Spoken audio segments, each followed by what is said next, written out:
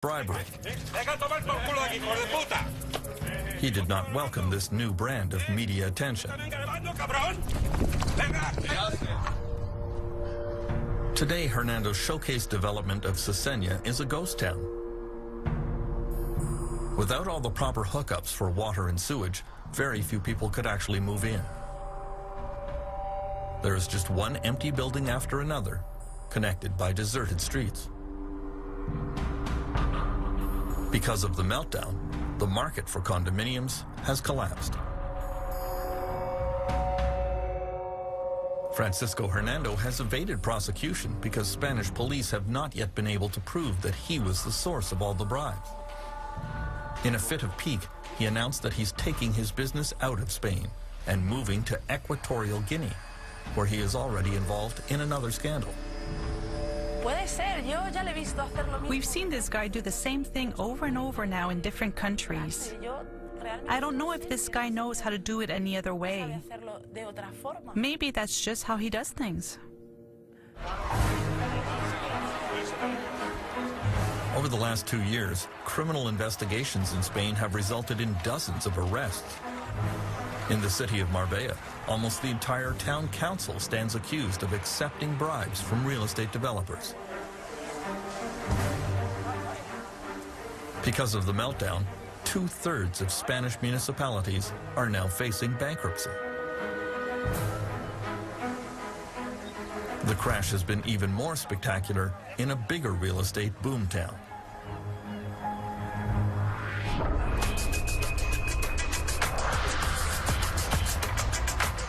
In the years before the meltdown, Dubai had the biggest real estate bonanza in the world. Then the market here tumbled, losing 50% of its value, leaving Dubai virtually insolvent. You would think that would upset Dubai's supreme leader, Sheikh Mohammed bin Rashid Al Maktoum, but apparently not. In January 2010, Sheikh Mohammed threw this massive party to mark the opening of the world's tallest building, the Burj Khalifa.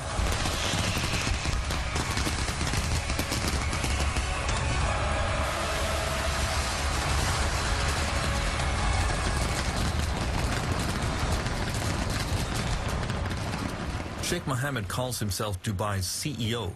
He always claimed that he ran his government according to strict business principles, but now many are quietly questioning his judgment and his leadership. Well, I think when you portray yourself as the CEO of Dubai Inc., if a company goes bust and disgraces itself and leaves a lot of people indebted, normally in order any restructuring, the CEO has to be replaced. The problem in a traditional monarchy or an autocracy in this case is that the CEO remains. Government and business officials in Dubai have followed the Sheikh's lead. At the top of the Burj Tower on the day it opened, excited that all of you are the first group of people to actually come to the Burj at the top. Dubai's leading developer tried to portray the Dubai real estate crash as a good thing. Maybe values are changing, and that's good because the city at one point got to be too expensive. So I think that's good for the customers and that's good for the city. Moving through Dubai, you encounter a lot of evidence that things are not quite as rosy as the leadership pretends. This brand new $8 billion transit system was built by Japanese companies, but now the Dubai government can't pay for it.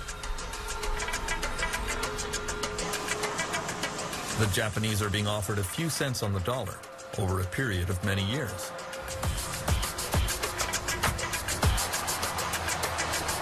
Before the crash, Dubai was home to the world's greatest collection of building cranes.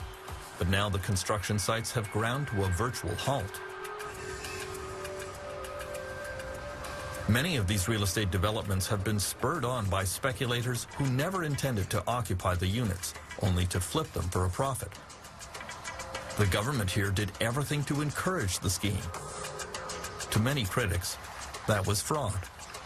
Dubai, in many ways, with not to be too uncharitable, was a state pyramid scheme, a state Ponzi. It relied on more people coming in to buy the properties or even the deposits of people who'd been there a little bit earlier than them, and it had to keep on going. The crash when it happened in Dubai was like a game of musical chairs coming to an end. The fools who were left with these half-finished properties, or in some cases patches of sand, were unable to sell on the premium because they were worthless by this stage. In the ultimate denial of reality, Dubai is moving right into its next real estate mega project called The World. It is a series of islands off the coast, roughly in the shape of a world map. Developers are supposed to buy the islands and build their own tourist facilities on them. Austrian Joseph Kleindienst has bought the islands of Central Europe. The first island to be developed will be Germany. Joseph believes passionately in this project. His dream here includes hotels and condominiums to be used year-round by German tourists. Why would those tourists come here when the temperature in Dubai reaches 40 degrees Celsius, which it does for months at a time? Easy. Joseph says he's going to air condition entire streets. The R&D Institute from Germany, the Fraunhofer Institute, came up with an excellent idea to help during this time.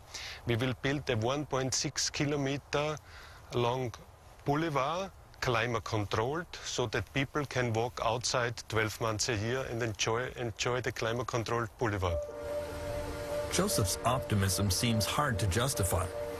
The parent company of the World Project has announced that it cannot pay its debts to its many creditors.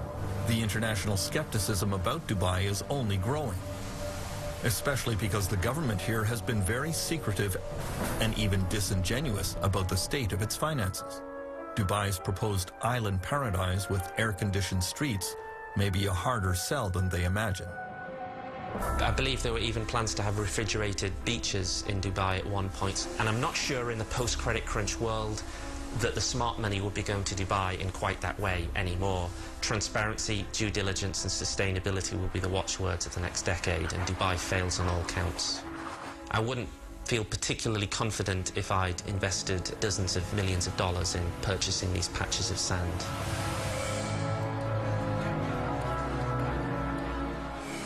While Sheikh Mohammed tries to pretend that the meltdown never happened, other world leaders are trying to get to the root of the problem.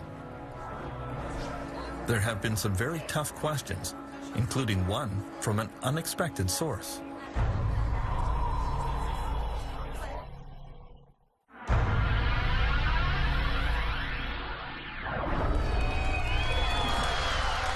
Queen Elizabeth has lived through the Great Depression, World War, and numerous financial collapses, but she found the 2008 meltdown especially troubling.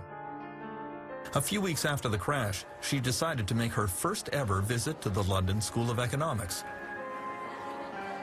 For a few minutes, she made polite conversation with her hosts, and then surprised them with a tough question about the financial crisis.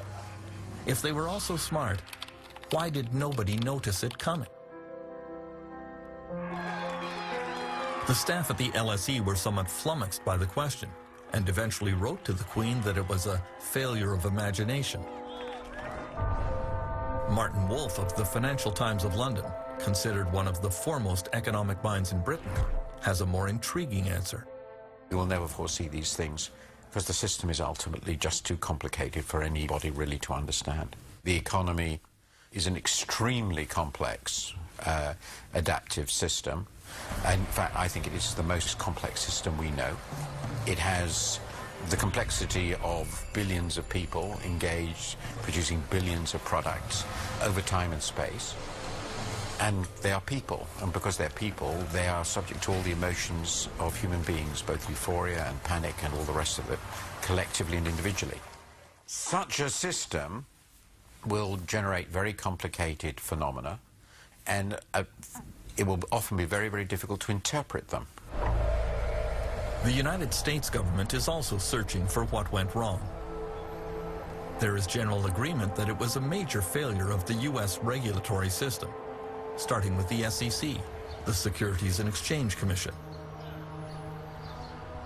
The SEC was asleep at the switch. The Federal Deposit Insurance Corporation, for much of the time, was asleep at the switch. The Treasury, for much of the time, was asleep at the switch. But the drowsiness was all induced by this very, very powerful opiate called market fundamentalism. The idea that markets were basically perfect. They could do no wrong, that investors were smart, that smart investors would make all the inquiries they needed to make, that information was relatively and easily available to everyone, that therefore there could not be any problem. In Britain, the government regulator is the Financial Services Authority, which didn't do much better.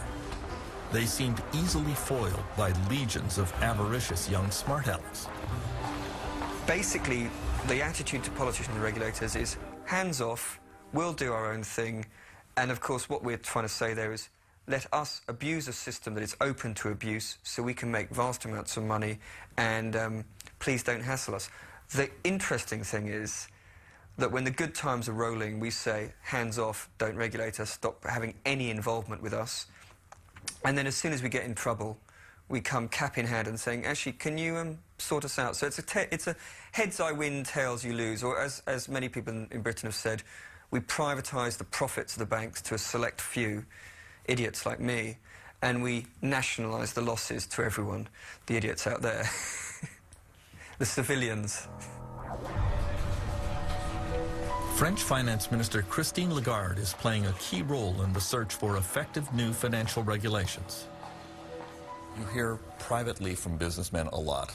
Governments can pass any regulation they want. We will always be able to outsmart governments and politicians in particular. Thieves and cops. Oui, c'est ça. C'est le gendarme et le voleur. C'est dans la nature humaine que d'essayer de contourner les obstacles. Quand on est un petit enfant et qu'on vous donne un interdit, vous essayez de voir comment vous pouvez passer à travers. Là, c'est la même chose. Le gouvernement fixe des règles et le monde des affaires se dit, bon, voilà les règles, voilà, il faudrait que je paye beaucoup de conseillers, de fiscalistes, d'avocats, de management en consultant, etc. Pour contourner les obstacles. Il faut constamment être en outsmarting each other. Donc il faut constamment anticiper la manière dont l'autre va essayer de contourner la règle pour améliorer la règle. Donc on est en travail permanent. In the United States, the quest for new financial regulations has been swayed by the deep pockets of Wall Street bankers.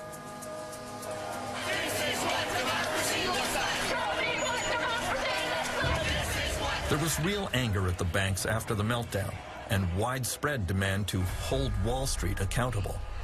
We know the financial industry is spending $1.4 million a day right here on K Street to kill legislation up on Capitol Hill.